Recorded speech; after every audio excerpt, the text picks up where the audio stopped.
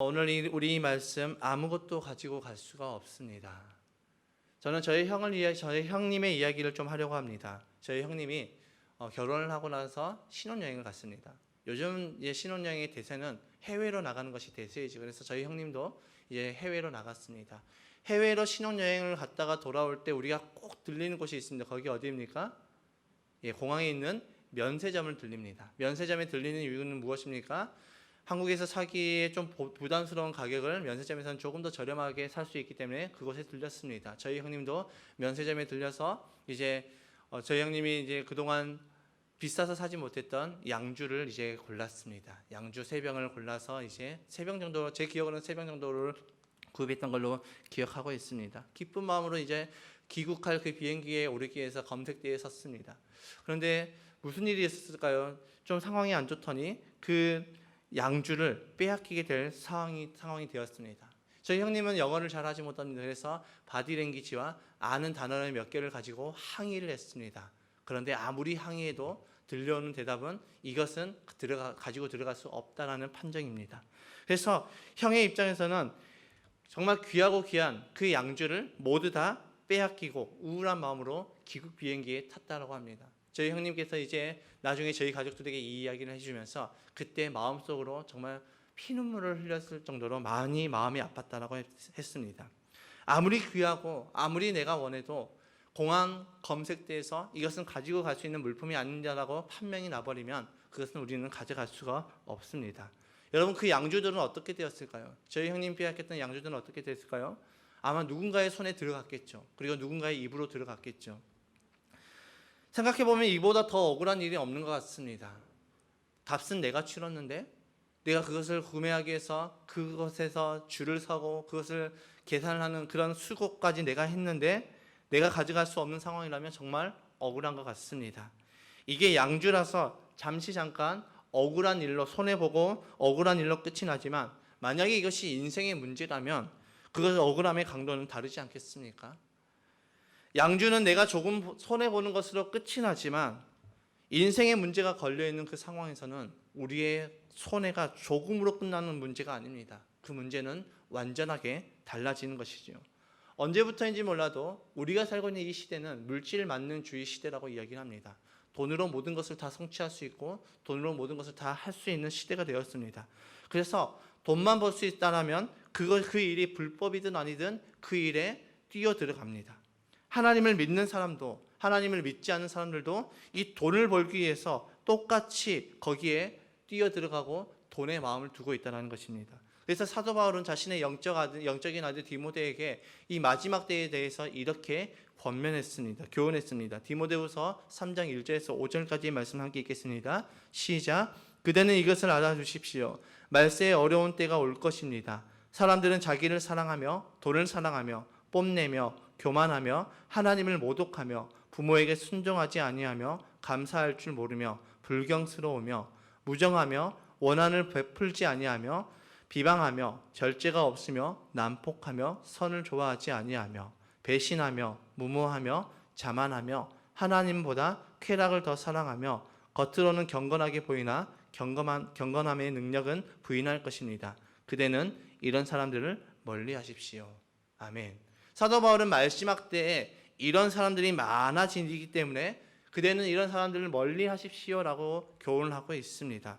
그런데 세상이 이상하게 돌아가니까 마치 이렇게 살아가는 사람들, 돈을 사랑하며 쾌락을 사랑하며 무정하며 또 무자비하며 이런 사람들이 정상적으로 보이고 믿음으로 살아가는 사람들이 비정상적으로 보이는 시대가 되었습니다. 그래서 오늘날 수많은 사람들이 믿음으로 살아가고 있는 우리를 향해서 조롱하고 손가락질을 하고 있죠. 심지어 교회 안에서조차 믿음을 이야기하는 사람들을 향해서 저 사람은 너무 극성스러워라고 하면서 비판하고 비난한다는 것입니다. 저는 이 말씀을 준비하면서 이런 찬양이 생각이 났습니다. 하나님의 십자가의 길, 순교자의 삶이라는 그 찬양 가운데 가사가 이렇습니다. 하나님의 사랑이 영원히 함께하리 십자가의 길을 걷는 자에게 순교자의 삶을 사는 이에게 조롱하는 소리와 세상 유혹 속에도 주의 순결한 신부가 되리라. 내 생명 주님께 드리리. 이렇게 살아가는 사람들 향해서 세상은 조롱하고 있고, 사람들은 조롱하고 있고, 세상은 우리를 유혹하고 있습니다. 그래서 많은 사람들이, 많은 믿음의 사람들이 지금 이 마지막 때에 살아가면서 하나님을 떠나가고 있습니다. 돈과 하나님을 바꾸고 있죠. 심지어 하나님을 믿는 사람들조차도 돈을 벌기 위해서 거짓을 선택하는 경우가 많이 있습니다. 그리고 그들은 어떻게 이야기합니까? 이것은 하나님의 뜻이야 라고 하면서 자기 합리화를 하고 있지요. 놀랍지 않습니까? 그런데 놀랄 필요가 없습니다. 왜냐하면 사도 바울이 이미 다 그렇게 될 것이라고 이야기했기 때문이죠.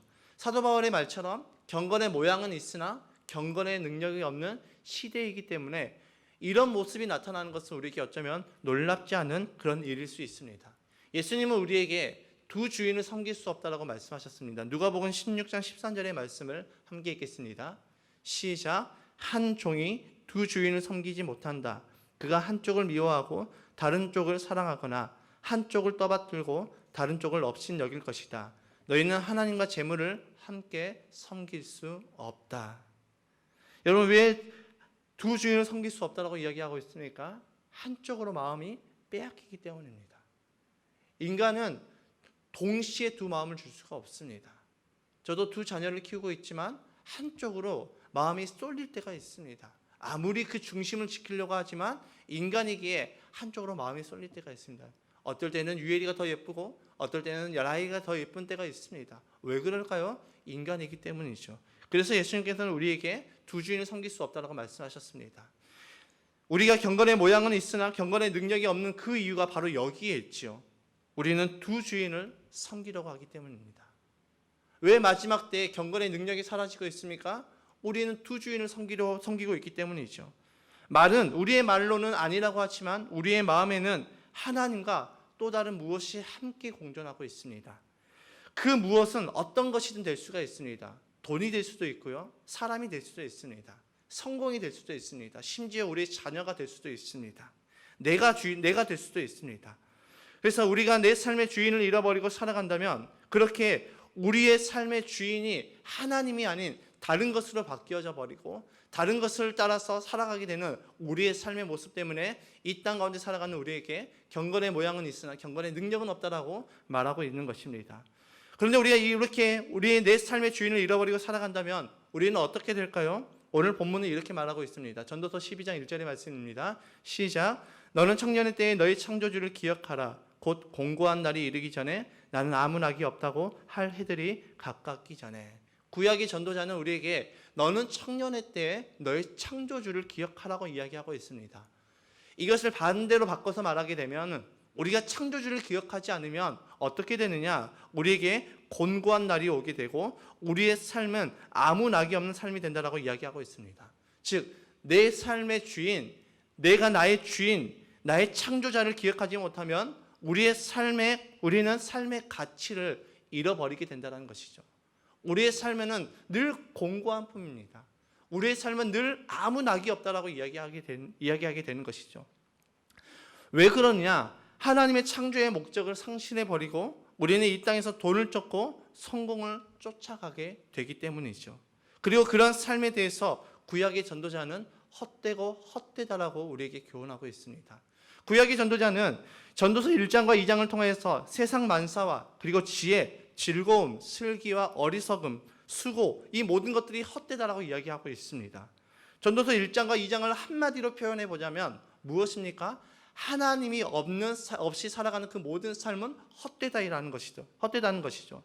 그리고 하나님이 없는 삶은 공고한 인생이며 아무 낙이 없는 삶이 된다라고 이야기하고 있습니다. 그러나 많은 사람들이 하나님 없이 살아가려고 합니다. 많은 사람들이 하나님을 잃어버리고 살아가고 있습니다. 그리고 하나님 없이 많은 것을 쌓으려고 하고 있습니다. 그런데 시편의 기자는 뭐라고 이야기하고 있습니까? 그 인생의 끝은 허무하며 바람에 나는 겨와 같도다라고 우리에게 이야기하고 있습니다. 즉 우리가 이 세상을 아둥바둥하면서 살아가면서 재산을 모으고 많은 것을 가져도 죽으면 아무것도 가져갈 수 없는 허망한 인생이라고 말하고 있습니다. 우리가 죽으면은 가지고 갈 수 있는 것이 아무것도 없습니다. 그 어떤 누구도 이 땅에 가지고 있는 그 모든 것들을 가지고 갈 수 있는 사람이 없습니다. 그래서 그리스와 페르시아, 인도에 이르러 대제국을 세웠던 알렉산더 대왕이 죽었을 때 양손을 관 밖으로 꺼내놓고 그대로 묻혔다라고 이야기하고 있습니다. 무엇을 의미하고 무엇을 상징하고 있습니까? 죽음 이후에 아무것도 가지고 갈 수 없음을 의미하고 있습니다. 사람이 죽고 시신에게 입히는 옷을 우리는 수의라고 표현하고 있습니다. 그런데 놀랍게도 수의에는 주머니가 없다고 합니다. 왜 그렇습니까? 죽음 이후에 우리는 아무것도 가지고 갈 수 없다라는 것이죠. 그런데 왜 우리는 그렇게 아둥바둥하며 살아가고 있을까요? 무엇 때문에 성공하려고 하고, 무엇 때문에 돈을 벌려고 하고, 무엇 때문에 부자가 되려고 하는 것일까요? 질문을 바꿔서 크리스찬이 부자가 되는 것이 잘못된 것일까요? 크리스찬이 성공하는 것이 잘못된 것일까요? 크리스찬이 돈을 버는 것이 잘못된 것일까요? 그것들은 잘못된 것이 아닙니다. 크리스찬도 부자가 될 수도 있고 돈을 벌 수 있고 크리스찬도 성공할 수 있습니다. 그것들은 잘못된 것이 아니라 죄가 아닌 것입니다. 그런데 왜 예수님께서는 부자가 천국에 가는 것이 낙타가 바늘구멍에 들어가는 것보다 더 어렵다고 이야기했을까요? 돈은 우리의 마음을 훔쳐가기 때문입니다. 우리가 성공하는 그 목적이 무엇입니까? 잘 살기 위함이죠. 내가 성공하는 목적, 내가 잘 살기 위해서 우리는 성공하려고 합니다. 내가 돈을 모으는 목적, 잘 살기 위해서입니다. 그렇다면 우리는 여기서 한 번 더 질문을 던져봐야 됩니다. 나는 왜 잘 살려고 하는 것일까? 여러분은 왜 잘 살려고 합니까? 저는 제 스스로에게 이 말씀 준비하면서 저 스스로에게 질문을 던져봤습니다. 나는 왜 잘 살려고 하는 것일까? 저는 그 질문 던졌을 때 저는 특별히 내가 잘 살아야 되겠다라는 그런 생각을 많이 해보지 않았기 때문에 저는 답을 찾을 수가 없었습니다. 왜 잘 살아야 될까? 왜 이 땅에 수많은 사람들은 잘 살려고 그렇게 아둥바둥하면서 살아가는 것일까? 여기에 대해서 저는 답을 찾지 못했습니다. 여러분은 왜 잘 살려고 하는 것입니까? 잘 살아야 되는 그 이유와 동기가 무엇입니까?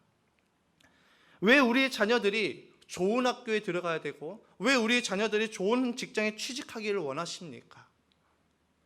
왜 우리는 하나님께 기도할 때 우리의 자녀들을 위해서 기도할 때 그런 것만을 구하는 것일까요? 왜 우리가 이 땅에서 아둥바둥 살아도 가져갈 수 있는 것이 아무것도 없는데 우리는 왜 그렇게 아둥바둥하며 살아가고 있을까요? 여러분, 오늘 본문에서 사도 바울은 우리에게 우리는 이 땅에서 죽고 난 이후에 이 세상을 떠날 때 아무것도 가지고 갈 수 없다라고 분명하게 선언하고 있습니다. 7절의 말씀 읽겠습니다. 시작. 우리는 아무것도 세상에 가지고 오지 않았으므로 아무것도 가지고 떠나갈 수 없습니다. 아멘. 여러분, 우리는 아무것도 가지고 오지 않았기 때문에 아무것도 가지고 갈 수 없다라고 이야기하고 있습니다. 그런데 왜 우리는 많은 것을 가지고 또 가져도 만족하지 못하고 또 가지려고 애를 쓰는 것일까요?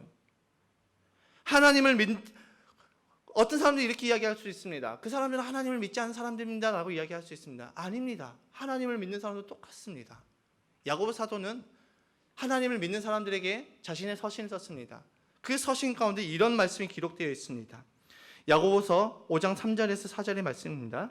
여러분의 금과 은은 녹이 슬었으니 그 녹은 장차 여러분을 고발할 증거가 될 것이요 불과 같이 여러분의 살을 먹을 것입니다. 여러분은 세상 마지막 날에도 재물을 쌓았습니다. 보십시오. 여러분의 밭에서 곡식을 벤 일꾼들에게 주지 않고 가로챈 품삯이 소리를 지르고 있습니다. 그래서 그 일꾼들의 아우성 소리가 전능하신 주님의 귀에 들어갔습니다. 불의한 방법과 노동력을 착취하면서 부를 쌓고 돈을 벌어서 부자가 된 하나님을 믿는 사람들에게 야고보 사도가 경고하고 있습니다. 어떻게 경고했습니까? 여러분이 그렇게 쌓아 올린 모든 돈과 금과 은은 녹이 슬었다라는 것이죠.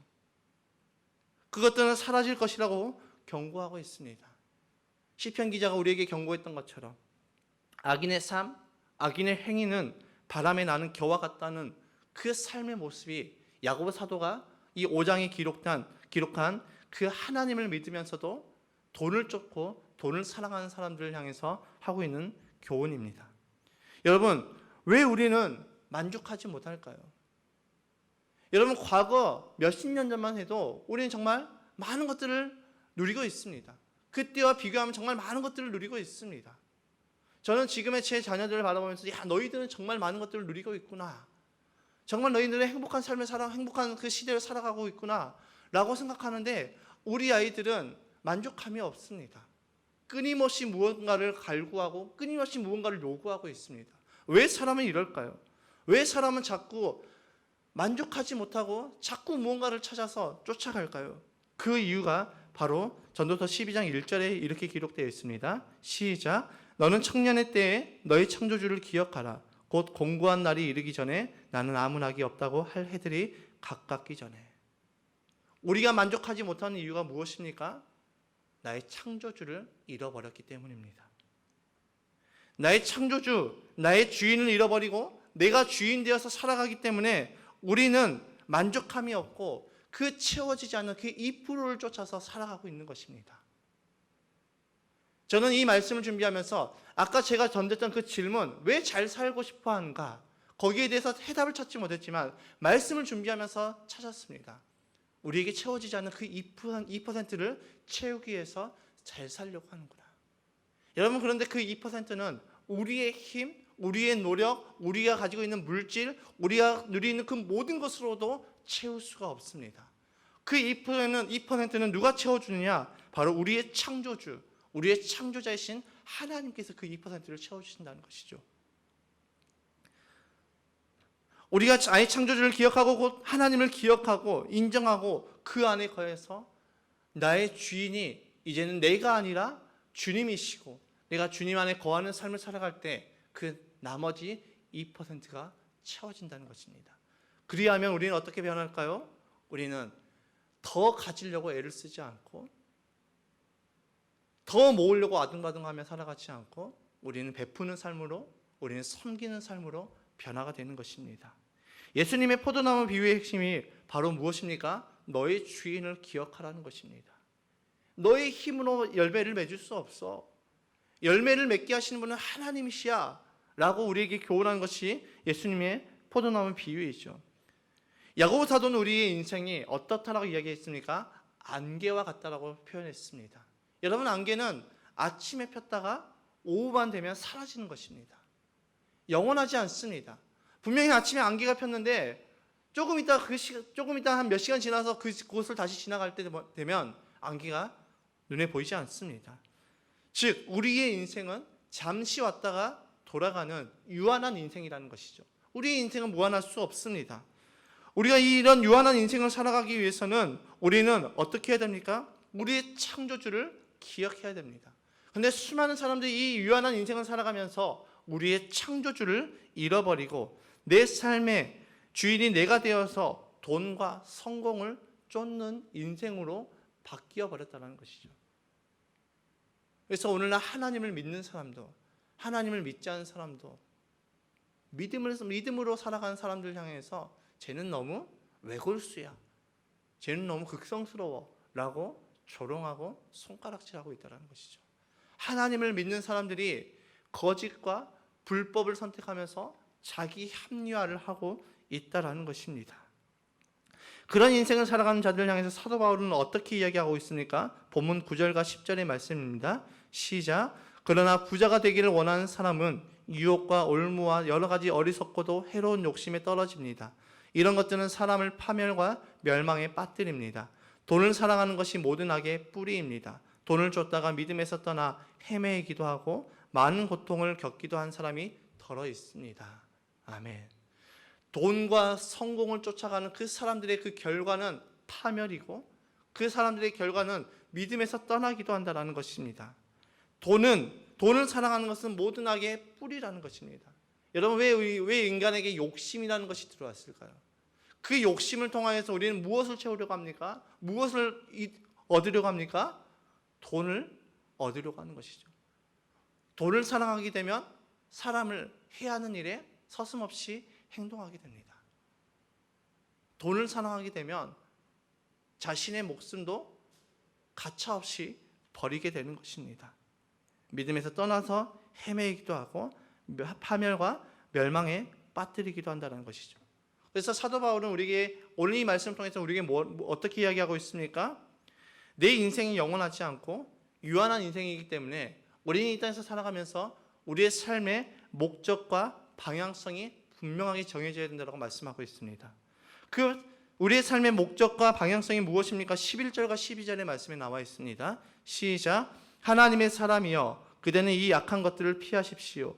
의와 경건과 믿음과 사랑과 인내와 온유를 쫓으십시오.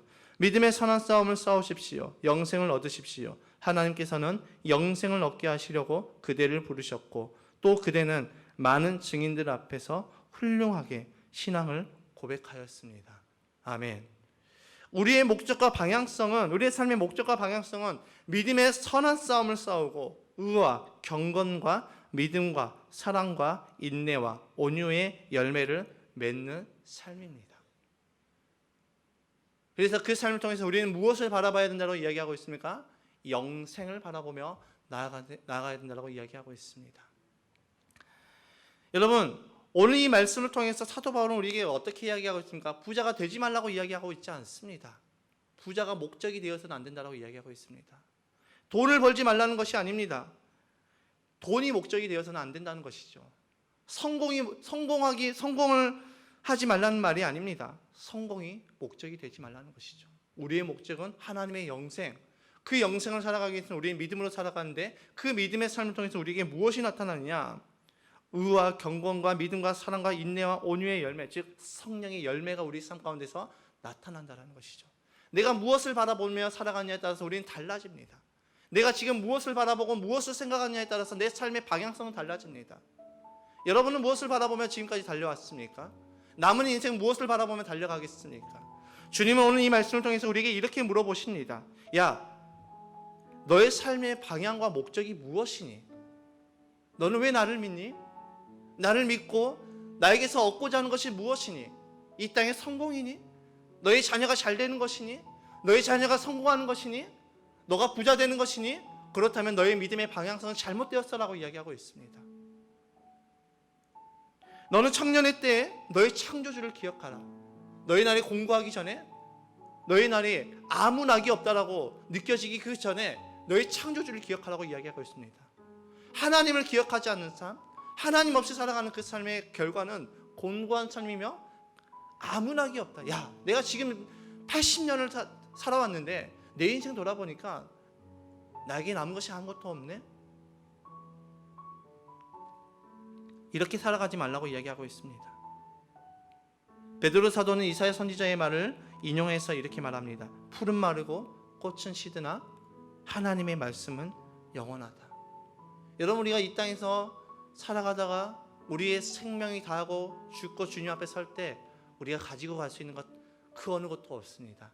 아니, 더 정확하게 말하면 우리가 가지고 갈 수 있는 것 딱 한 가지 빼놓고 아무것도 가져갈 수가 없습니다. 그 한 가지가 무엇입니까? 바로 믿음입니다. 우리는 믿음 외에는 가지고 갈 것이 없습니다. 우리의 믿음을 보시고 하나님은 너는 천국, 너는 지옥이라고 말씀하십니다. 오늘부터 우리가 부흥성회가 시작이 되죠. 무엇을 선택할 것입니까? 우리의 인생은 항상 선택의 기로에 더 있습니다. 그래서 탄생과 죽음 사이에 있는 그 선택을 하면서 우리의 인생을 살아갑니다. 그런데 우리의 신앙도 똑같이요. 무엇을 선택하며 살아가겠습니까? 무엇을 선택할 것입니까? 은혜, 그거 나중에 받으면 돼. 지금 말고 나중에 받으면 돼. 아니요. 그 나중이 오기 전에 주님이 우리를 불러가실 수 있습니다. 여러분의 주인은 누구이십니까? 이 질문은 저에게도 던지는 질문입니다. 저의 주인은 누구입니까? 여러분의 주인은 누구이십니까? 우리 인생의 공고한 날이 오기 전에, 아무 낙이 없는 삶이었다라고 느껴지기 전에 우리의 창조주를 기억합시다. 이 땅에 헛된 것에 우리의 마음을 빼앗기지 말고 속지 말고 우리의 창조주에게 우리의 마음을 드립시다. 그리고 사도 바울이 우리에게 교훈했던 것처럼 믿음의 선한 싸움을 싸워나갑시다. 여러분, 은혜의 자리, 기도의 자리는 내가 사수해야 됩니다. 물 흐르듯이 흘러가면 우리의 삶의 방향은 하나님과 멀어져 있습니다. 믿음의 자리, 은혜의 자리, 기도의 자리에 서 있기를 우리는 결단하며 나아가야 됩니다. 결단하지 않으면 우리는 은혜와 내 삶의 성공을 바라보며 우리는 은혜를 선택하지 않고 내 삶의 성공을 선택하며 나아갈 것입니다. 은혜의 자리를 포기하고 다른 것을 선택하려 할 때 이 사실을 기억합시다. 나는 아무것도 가지고 갈 수가 없습니다. 아무것도 가지고 갈 수 없는 이 시대를 살아가면서 정말 우리에게 주신 하나님께서 주시는 그 은혜의 기회를 상실하지 마시고 이제는 믿음을 선택하고 믿음을 성취하고 기도의 자리, 은혜의 자리를 사수하며 나아가는 저와 여러분의 삶이 되시길 주님의 이름으로 축복합니다.